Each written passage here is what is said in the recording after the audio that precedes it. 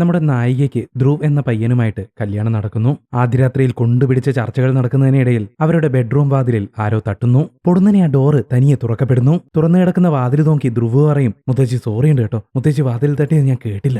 പിന്നെ മുത്തശ്ശി എന്റെ കല്യാണമൊക്കെ നന്നായിട്ട് കഴിഞ്ഞു കേട്ടോ, അപ്പോ ഗുഡ് നൈറ്റ് മുത്തശ്ശി. പക്ഷേ ധ്രുവി പറയുന്ന മുത്തശ്ശി മരിച്ചിട്ട് വർഷങ്ങളായി. ധ്രുവി മരിച്ചുപോയ മുത്തശ്ശിയോട് ഇങ്ങനെ സംസാരിക്കുന്നത് കണ്ട് നമ്മുടെ നായിക അന്തം വിട്ടു നിൽക്കുകയാണ്. അപ്പൊ ധ്രുവ് ഭാര്യയോട് നീ മുത്തശ്ശിയോട് ഗുഡ് നൈറ്റ് പറ എന്ന് പറയുന്നു. പക്ഷെ പുള്ളിക്കാരി യാതൊന്നും പറഞ്ഞില്ല. അതോടെ ധ്രുവ് ഭാര്യയോട് വളരെയധികം ദേഷ്യപ്പെടുന്നു. ജീവിച്ചിരിപ്പില്ലാത്ത മുത്തശ്ശിയെക്കുറിച്ച് ചിന്തിച്ച് ഇയാൾ ഇത് എന്തൊക്കെയാ ചെയ്തു കൂട്ടുന്നതെന്ന് മനസ്സിലാവാത്ത നായിക ഭർത്താവിനോട് അലറി വിളിക്കാൻ തുടങ്ങി. അതോടെ ധ്രുവും ഫാമിലിയും ചേർന്ന് നായികയെ വിഷം കൊടുത്തു കൊല്ലുന്നു. ശേഷം നായികയുടെ ആത്മാവ് കണ്ണു തുറക്കുന്നു. തൊട്ടു മുന്നിലായിട്ട് ധ്രുവിന്റെ മുത്തശ്ശിയും. മുത്തശ്ശി നായികയോട് പറയും, നിന്നെ പോലെ തന്നെ എന്താ എന്റെ പിന്നിൽ നിൽക്കുന്ന ഇവരൊന്നും ഞാനുണ്ടെന്ന് വിശ്വസിച്ചില്ല, അതുകൊണ്ട് തന്നെ അവരെല്ലാം ഇപ്പൊ ആത്മാവായി എന്റെ കൂടെ തന്നെയുണ്ട്. എന്താണെന്ന് വെച്ചാൽ അവരുടെ അമ്മൂമ്മയുണ്ടെന്ന് വിശ്വസിക്കാത്തവരെ അവരെല്ലാം ചേർന്ന് കൊന്ന് അമ്മൂമ്മയുടെ അടുത്തേക്ക് തന്നെ അയക്കും. നല്ല കിണ്ണൻ വട്ടു ഫാമിലി.